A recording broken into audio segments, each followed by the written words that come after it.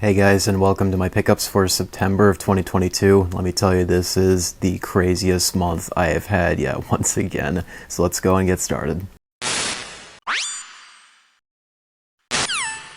So I just want to say first off, rip Google Stadia, because it's next January I believe that the service is going to be completely shut down, and Google is refunding people for their current subscription and games that they bought from it, so thank God they're doing that at least. And good riddance, no one is going to miss it. It was dead on arrival when it came out. I mean, the tech is great, and the whole idea is of course great in concept, but with not living up to promises, the fact you still had to pay games after paying for an expensive subscription with it, a horrible first impression, like, it is just dead. It was going to be dead on arrival. So yeah, goodbye Google Stadia, we will not miss you at all. Now, the first thing that I want to talk about that I don't have up here is I don't feel like taking apart right now. It's the gcompsw, which I finally got mine delivered this month, because no joke, I ordered this thing, it was last year on December 24th, 2021. It took, what, nearly 10 months for it to be delivered to me. Good God, but man, the wait was worth it though. As you can see here, I have pretty much like all of my retro systems hooked up to it with component cables. And what's great about it is that it has 8 inputs and 2 out. So as you turn the systems on that it's connected to, and just whatever displays you have hooked up to, it'll instantly appear on there. You don't need to switch anything on the device itself. It just automatically appears on your TV. And since it like automatically detects like whatever source is on, if you like turn one system off and then next one on, it just instantly goes to it right away. And what's also awesome, as you guys see, it's dual output capable, so you can have it hooked up to a CRT or maybe your modern TV through an upscaler, or say like for a Smash Melee tournament, you can have it connected to 2 CRTs so each player can have their own CRT display. Or probably what I'm looking forward to is if, say like in the future, I'm going to be sharing gameplay or like live streaming possibly, I'll have it hooked up to my upscaler for my RetroTink, and then that's going to be connected to the PC for streaming, and then I'll have the other output going into a CRT, and I'll be playing on that type of display. I really look forward to trying that out though, if I ever do get into live streaming, but hey, will be a long time out though before I do that. But yeah, I want to talk about that though before I forget it possibly. And yeah, I just don't feel like taking it apart, because as you saw, like, it's kind of a pain to get everything connected to it and make it look clean as possible. But alright, now the first game pickup that I want to talk about, I'm going to cut to a different part here because I don't have it here right now, because you'll see why that I explain it in this clip here. But yeah, I'm going to cut to that right now. I'm recording this on the night of September 12th this month, and this game I no longer have because I've already sold it, because I don't need this game at all. I don't want it at all. So I want it to go to an actual collector, and if you're at all into the 3DS, you're a serious collector for the system, this is something that is on your radar if you ever do see it. This game in question, it's Barbie, Groom, and Glam Pups. Oh yeah, no joke. This game right here, this is the Stadium Events equivalent on the 3DS. This game is so extremely rare and super expensive. Like, I know for a fact this is super expensive given what I sold this for. I sold this for $2,500. So yeah, that was Barbie, Groom, and Glam Pups for the 3DS, the rarest and most expensive game on the system. So the way that I got that game, it was earlier this month, like the day before that clip that you saw. I was going to Chaotic Games to get rid of a bunch of games here, as you see, like some of them are missing, because I don't need. I'm going that direction where I'm only buying games that I actually want, because I'm not going for full sets, because there's way more negatives to me for going for full sets, because you just get bunch of crap games you're not going to care about and takes up so much space as well. So yeah, I'm just moving towards that though. I'm going to still be a serious collector, just, you know, buying stuff that I actually want to have. And you know, that Barbie game's like, it's just something I don't want to have. But yeah, I was originally going to Chaotic Games to get rid of a bunch of stuff. But when I walked in there was a guy like that was already up at the counter that he was trading stuff in. It was mostly just a bunch of garbage DS games, but he had that Barbie game with him, did not know what it was, nor did the store know what it was. So they kind of asked me as they were searching the game up to figure out what its value was on like price charting. Then they kind of asked me like what was the story about it, and you know, supposedly it only came out of some retail stores up in Canada. It sold very, very poorly. That supposedly the publisher, they recalled unsold copies and destroyed them. So whatever is out there, and it is just so ungodly rare.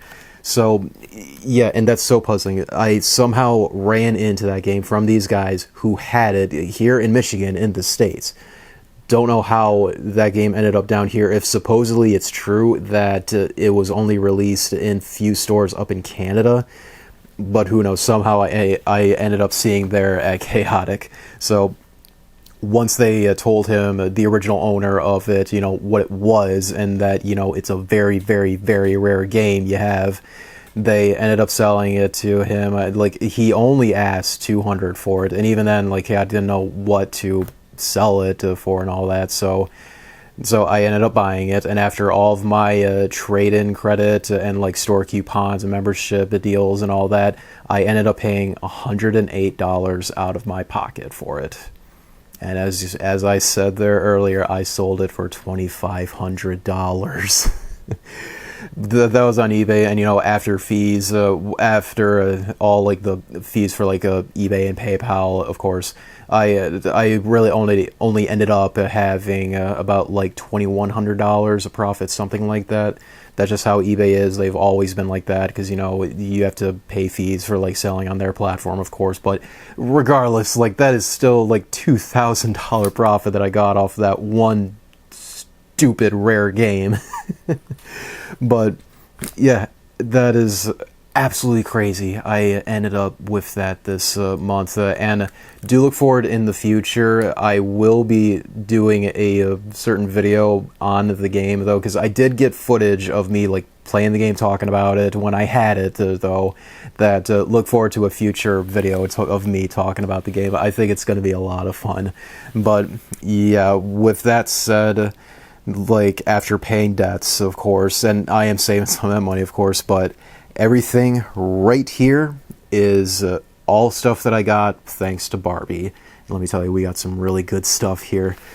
So I'll first talk about the stuff that, you know, I already had before coming across Barbie, and also stuff that I was planning to pick up this month as well. So the first game we'll start out with is First, I gotta say sorry. I had this game actually. It was either last month or it would have been in July, possibly, that I had this. But because I'm an idiot, I just didn't show you guys this, unfortunately. So this game, it's .hack Fragment.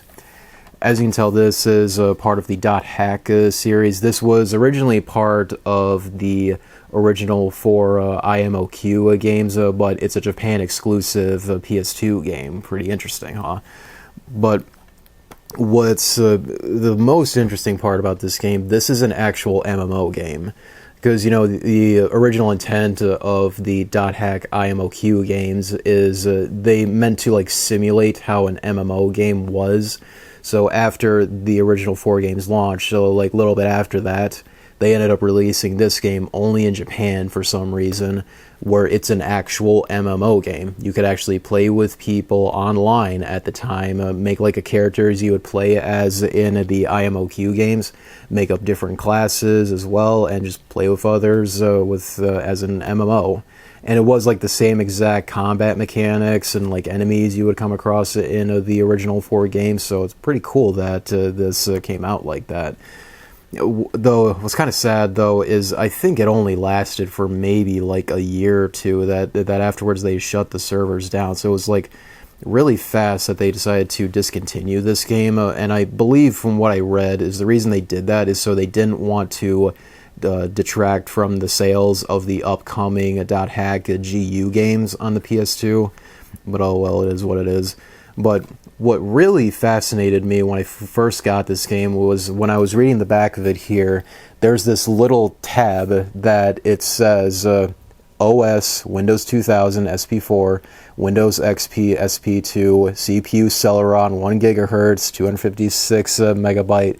Like, it's talking about computer specs right there. I was so confused on that. So when I translated this and looked more into the manual that this came with, apparently there's like a mode in this game where you can use your actual computer to host a server for this game. I never heard of that for a PS2 game. That is so mind-blowing to me. The fact that they would literally list computer specs on the back of a console game, that blew my mind right there. And it is possible you can still play this game online with people through like private custom servers and all that. I don't know if it's with that method though, but it is possible still to play this game online through a bunch of custom hack methods, no pun intended there, to play with others online. So yeah, that's pretty fascinating right there. So yeah, sorry, I had this game for like a month or two and I just forgot to show it for you guys until now. Alright, first game that I did get this a month before Barbie was Suikoden III. This is my first Suikoden game, and this has been a series that I've been wanting to get into for the longest time, but never pulled the trigger on it, so decided to get Suikoden III because it is the cheapest game in the series so far to this day. So yeah, glad I picked that up. And then this game, was planning to get this I learned that this was coming out literally at the start of this month. I didn't know about that, and glad this is a thing though, because this is a franchise that has almost barely any entries in it, and I'm glad that Square Enix, they are going back and like making new titles for some of their old lost IPs. In this game, it's Valkyrie Elysium. Or Elysium. This is a this copy I got from Best Buy, and if you pre-ordered the game, you would get this steel book here for free. And no other places offering that, so it was only Best Buy. In fact, I don't think you can get this right now standalone from Best Buy. I'm pretty sure this was only a pre-order exclusive through Best Buy.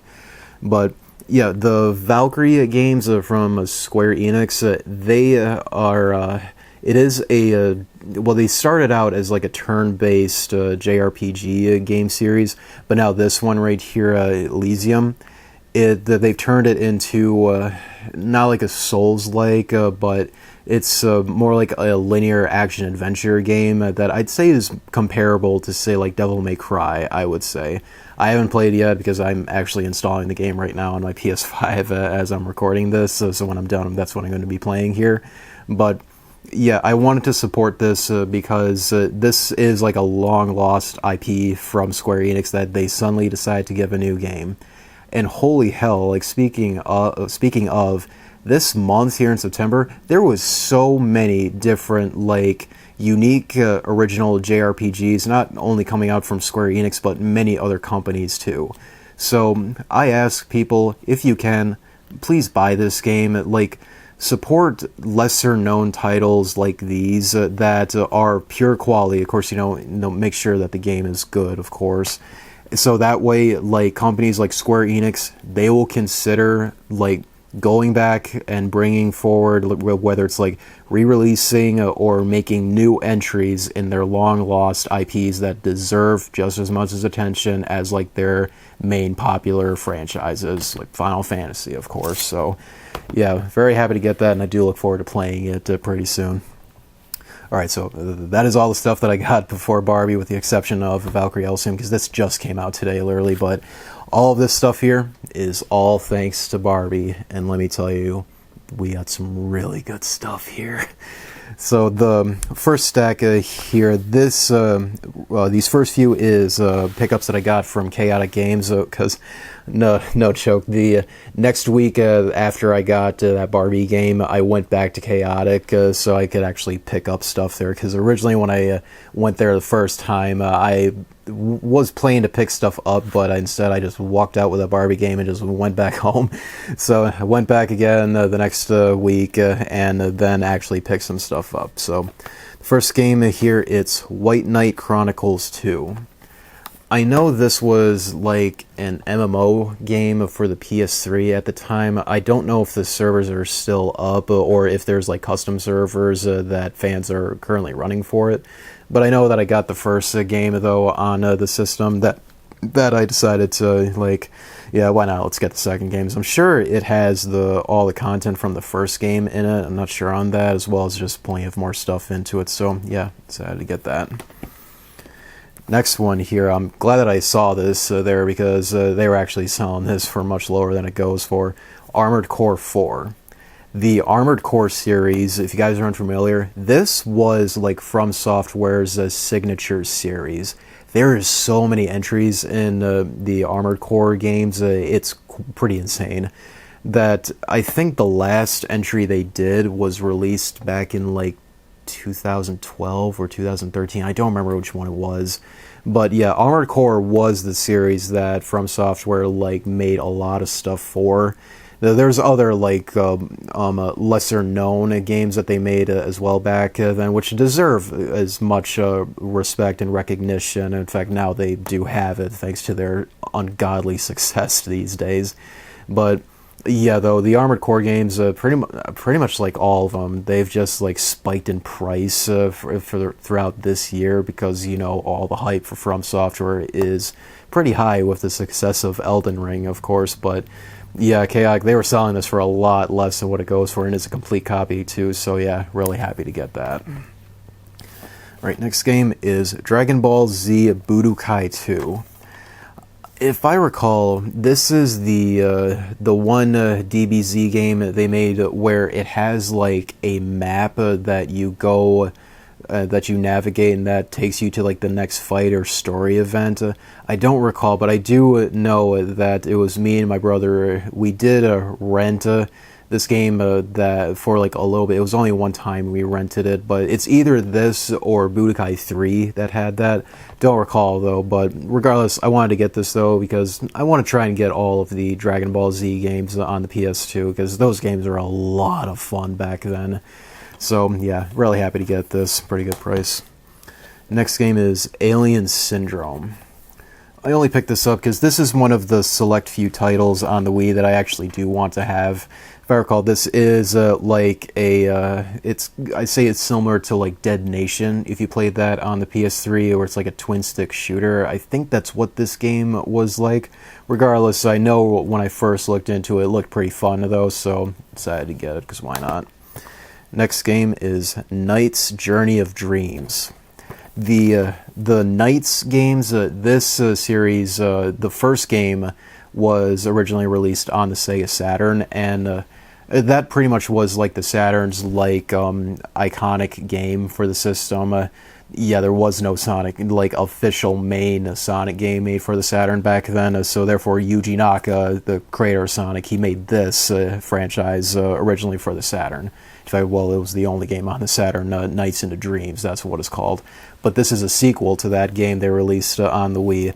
I've only played Nights into Dreams maybe for like 10 minutes. It was originally on PC, and I liked it. Just one of these days when I'm feeling, I'll go back and play that, and eventually play this too. Hopefully it's more of the same of Into Dreams, but plus more stuff added to it though, so yeah, why not? Let's get it. Next game is, really happy to get this one here. It's Tales of Symphonia, Dawn of the New World. This is a sequel to Tales of Symphonia, which was originally released on the GameCube. The Tales of series, this is like another JRPG series that, really do want to get into it, but man, my back catalog for RPG games, well, JRPG specifically, is just so huge that's going to be so difficult to get caught up on all this stuff and compared to like everything else I want to play these days.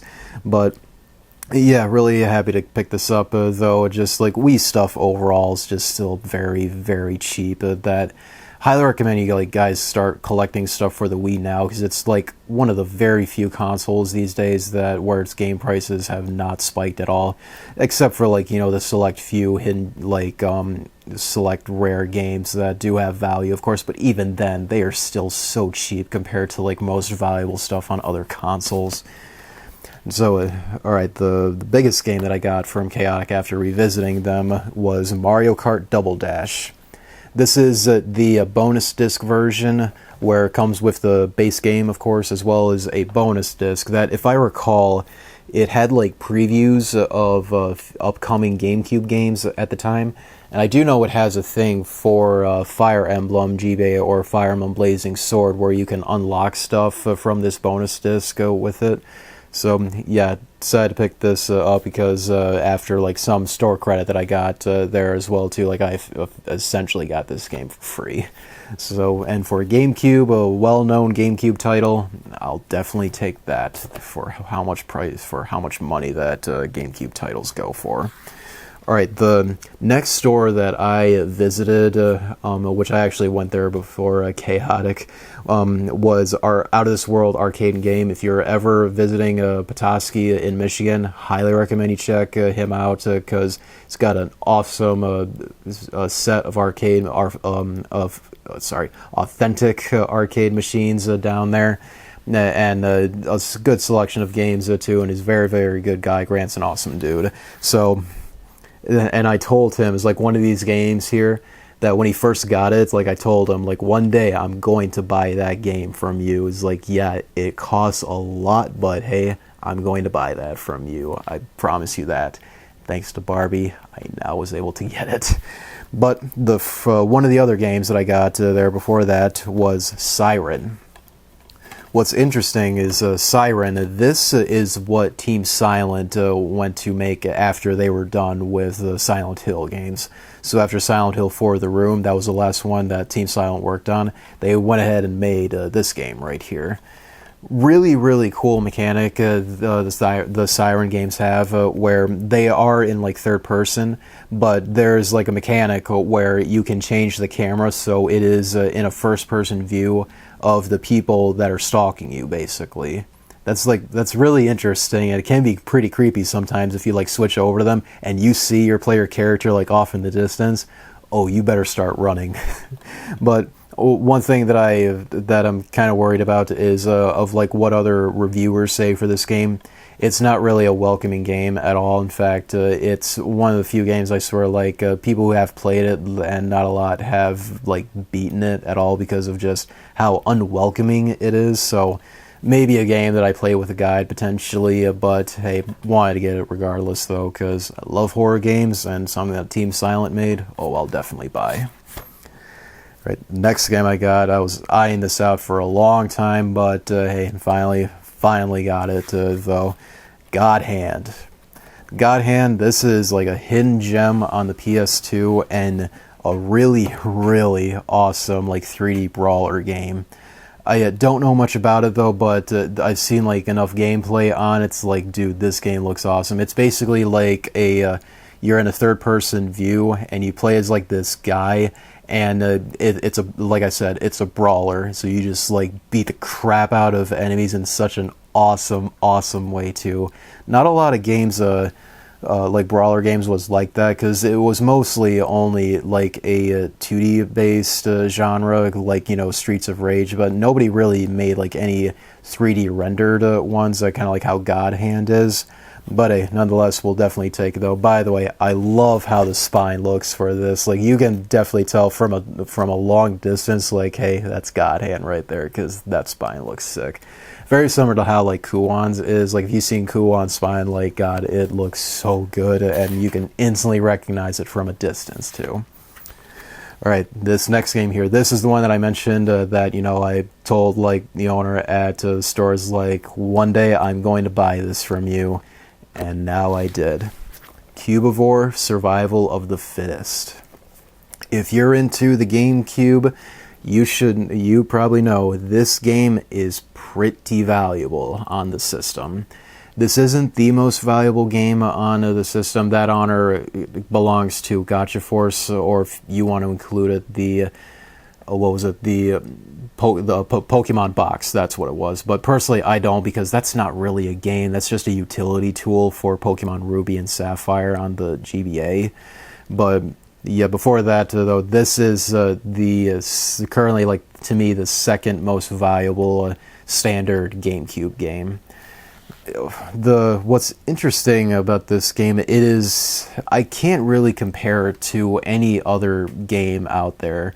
It's its own unique thing where you play as, like, these cube creatures and you go around eating other similar creatures, and then you keep evolving into bigger forms that will, like, change how you move and maybe, like, how you attack. I haven't played that far into it, but yeah, it's a really unique game that you gotta look into it. Like, it's pretty interesting.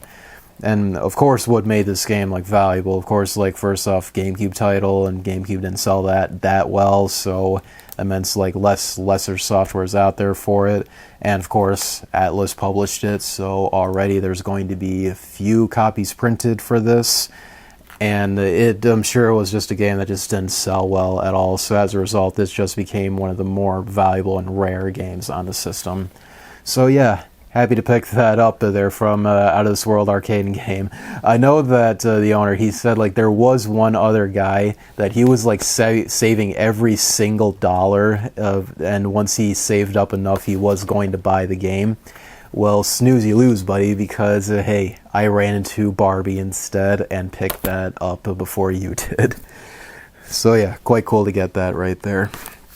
Alright, this next one, this is a special title right here. So far, this game just came, it was literally, like, revealed maybe like 2 weeks ago, I think it was, and so far, this is the last physical 3DS games. It is Go-Go Kokopolo Anniversary Collection. This is a set of 2 different games in here. You get both Go-Go Kokopolo 3D Space Recipe for Disaster and Go-Go Kokopolo Harmonious Forest Revenge.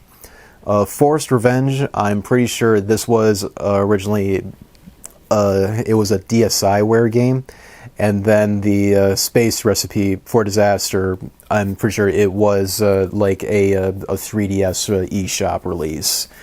The games, from what I've seen of it, you're in, like, a maze, you're going, like, really fast, and you gotta collect stuff and get to the end type of thing. That's what it seems like. I will be picking these games up digitally on the eShop before it closes, because I want to keep this sealed, of course. But yeah, this was from a limited run. So far, this is, like I said, the last ever physical 3DS games, and you can't get the double pack like I did here anymore. They did make a collector's edition of this as well, which I didn't care for. I just wanted, like, both separate games in their own separate cases, and just in a double pack like this here.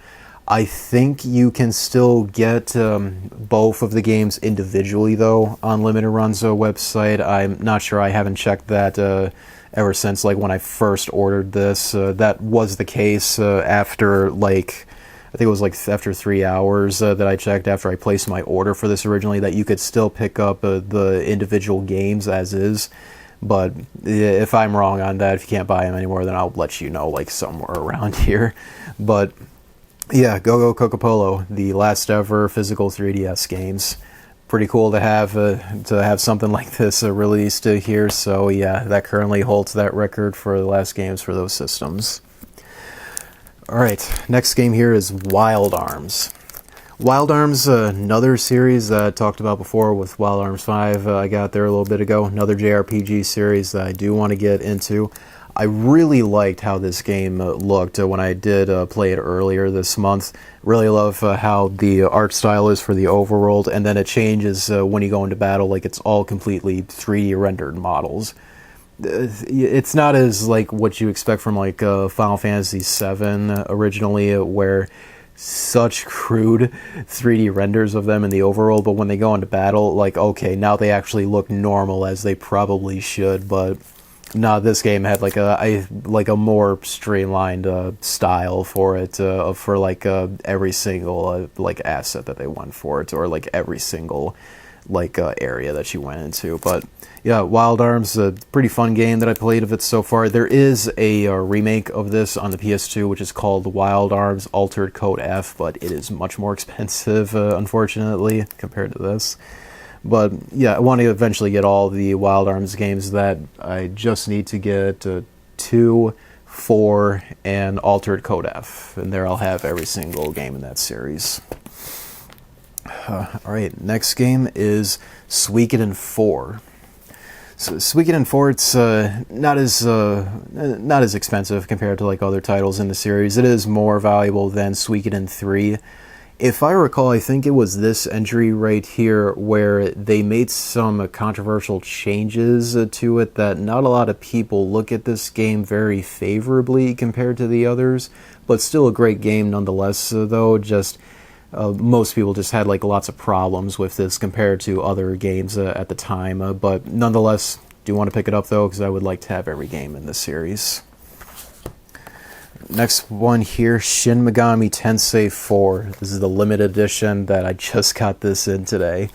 Shin Megami Tensei games, I want to try and get like every single game in this franchise. Hopefully it won't be too outrageously expensive, which I know it is, but hopefully it won't have to sacrifice much to get every single game. But nonetheless, though, want to make sure that I get this though pretty soon, and do want to make sure I get Shin Megami Tensei IV Apocalypse pretty soon, because I know this game and Apocalypse, they both have DLC, and want to make sure that I pick that up before like the stores close. But yeah, don't know much about the game though. I just know like this, I definitely want to pick this up before the stores close, and of course want to try and get every single Shin Megami Tensei game one of these days.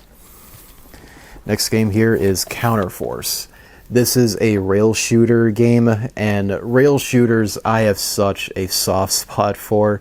It's like one of the few genres where I swear like it doesn't get a lot of love, which it's understandable. There's barely much depth to rail shooters, but to me, I have such a soft spot for them. I have so much fun with these games that this was like a $6 game, and it's like, yeah, I want to get like almost pretty much like every rail shooter that was released for the Wii that is of good quality, of course. Speaking of the Wii, I also got Xenoblade Chronicles. This is the first time I ever owned the original Xenoblade Chronicles game. What's interesting, this game has had like an interesting history, like this version specifically. Originally, this game was a GameStop exclusive. There's like no tag on it anywhere of it being exclusive to GameStop. Just like when this game came out, it was just exclusive to that store for some reason. But I guess with like enough demand, they did do a reprint of it though, that there is like plenty copies of this out there, thankfully.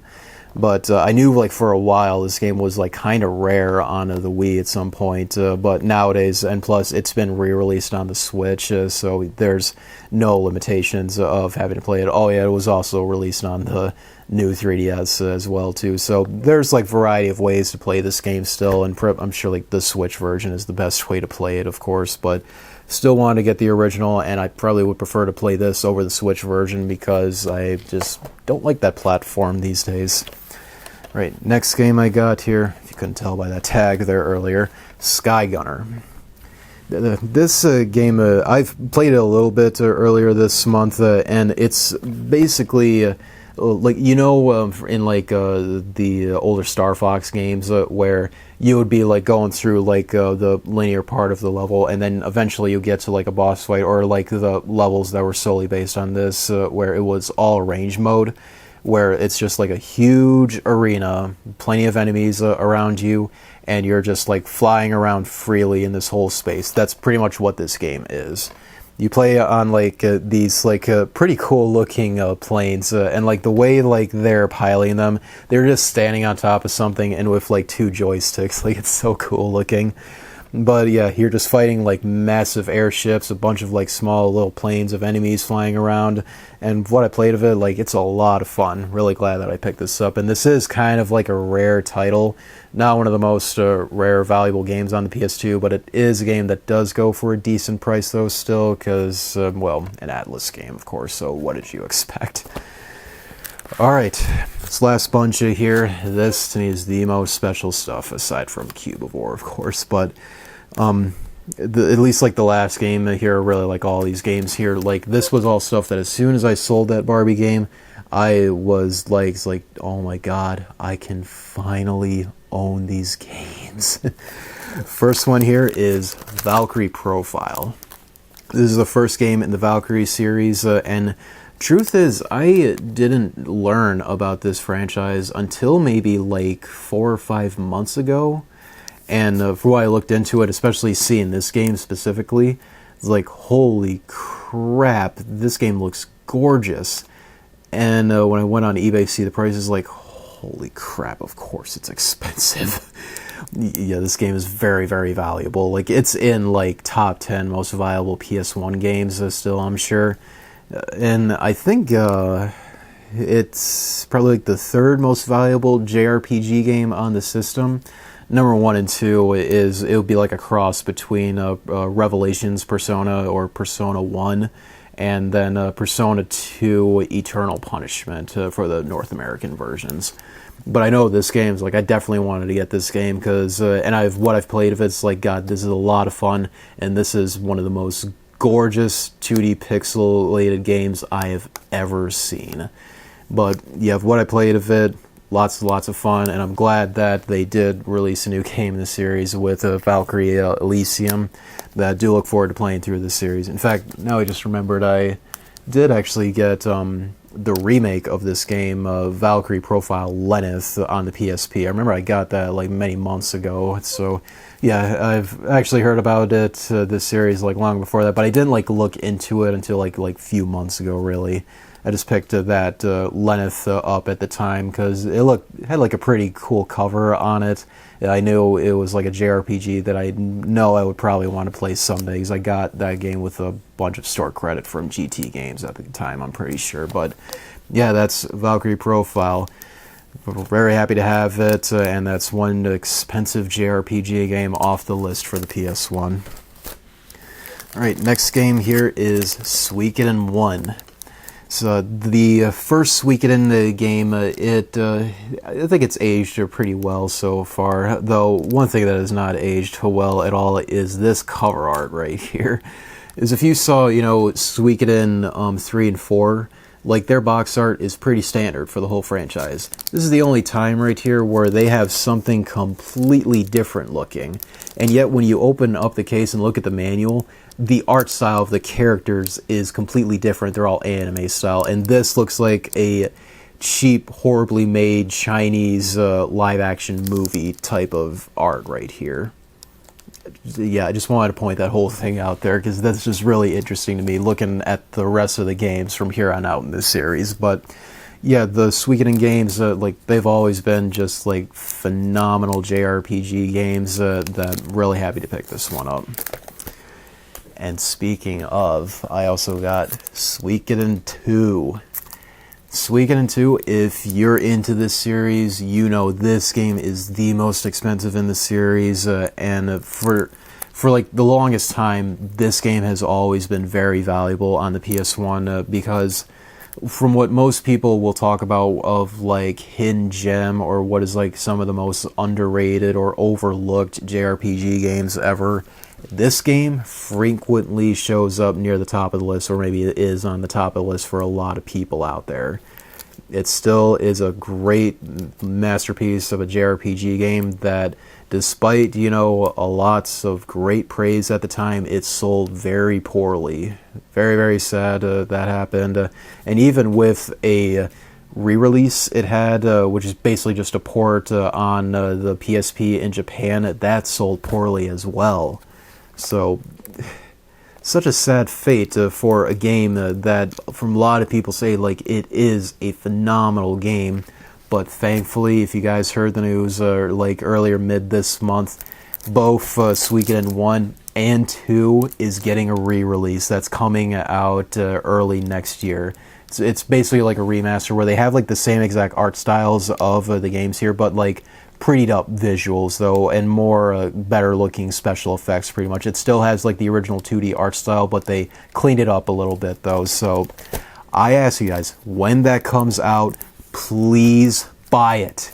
If you're at all curious about these games, you're into JRPGs, buy that remaster, please. Not only so that way, you know, this game can finally deserve the success that it deserves, but also so like Konami and like every other company, go back to your older games, re-release them, whether if it's just porting them over, make a new entry in the series, or just make an HD upscaled remaster of it. Just do something so that way we can finally get these games again, so that way we don't have to pay exorbitant prices to play these games again. Please, people, please buy the remaster when it comes out. Please.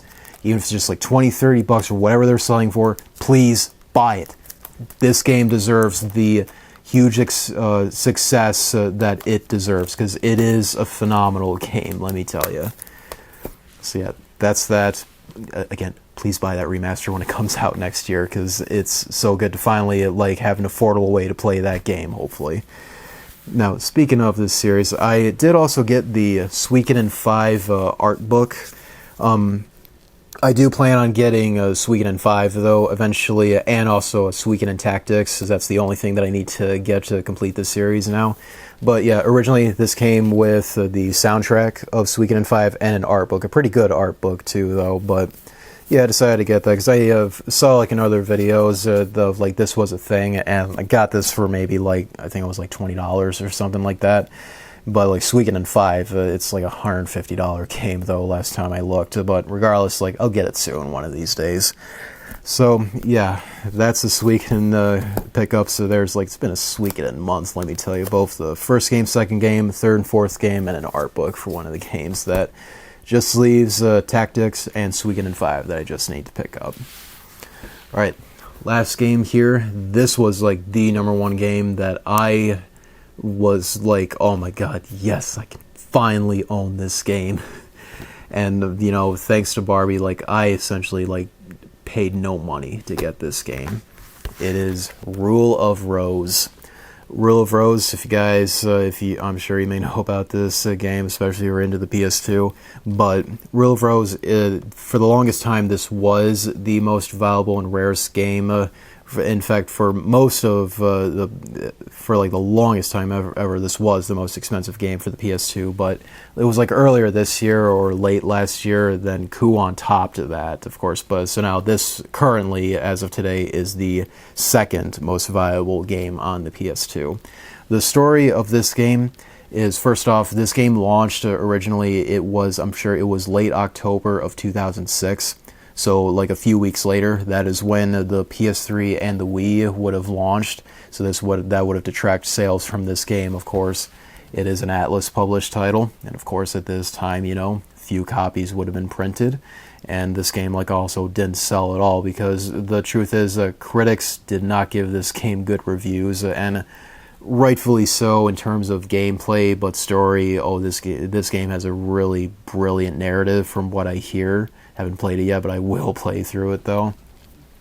But the biggest thing though that this game was well known for is the controversy behind it, because with trailers of the game like before it came out, publications made it out to where this game depicted like scenes of child abuse, the child RAPE stuff in it. And also, I think it was like kids being buried alive in coffins and all that, which, yeah, the trailers seem like it would depict some of that, but truth is, it never had anything like that stuff at all. So, like, the game trailer really wasn't the greatest idea that this game had, though, but, yeah, it was unfortunate that it became so widespread of that misinformation that as a result, this game ended up getting banned in a lot of countries over in Europe. It did have like a wider release in Japan, it feels, because Sony published it over there, but it barely made it out here in the US. And of course, with Atlas publishing it, of course the game would become like very rare, because on top of like already not having a lot of copies printed, of course. But one other thing that I did get alongside here, if I can open up this case here. Right, sorry about that. This was the most painful protective case to get off. But originally, if you pre-ordered this game here, you would get this, which is a bonus promo CD of the game, where it has 6 tracks from the game, as well as bonus videos, music sheets, and wallpapers for your computer. The wallpapers is essentially like kind of like stock wallpaper of like the game's title with an image of the character on like your computer. Yeah, very low resolution for these days. We know at the time, with how monitors were at that time, like it was a good fit for them, of course. And I think the videos was some of the trailers for the game, and music sheets if you like want to play some of like the music on an actual instrument, of course, though, duh. But the music, though, from this game, what I've listened to it, it's really, really good, and some of it where it has vocals is pretty disturbing. So yeah, decided to get that alongside it, because this is way more rare than the game itself, because like I said, you could only get this if you pre-ordered the game. But yeah, I still got a complete copy of it here, as you can see. Very, very happy to have this game here. That now I just need to get Haunting Ground for the PS2, and there I'll just have the holy trinity of survival horror PS2 games. But yeah, Rule of Rose, really want to make sure that I got this, though, after selling that stupid Barbie game. But yeah, quite happy to have this, that as a result, this is going to have a special place right there. Right next to Kuon, its other evil twin brother right there. Hope you guys really like this display here that I had going after getting rid of a bunch of stuff that I just don't need. Well, why not make a good display piece right there for you in the meantime? But yeah, that's Rule of Rose. Very, very happy to have that, as well as just all this other stuff here. Very glad to have this stuff. So as a result, I want to thank you guys for watching. Hope all of this was pretty cool for you to see. And God, my luck for earlier this month of coming across that Barbie game, huh? But with that said, hope you guys would rate this video, share with your friends. Do subscribe for more content like this in the future. Until then, guys, I will see you next time.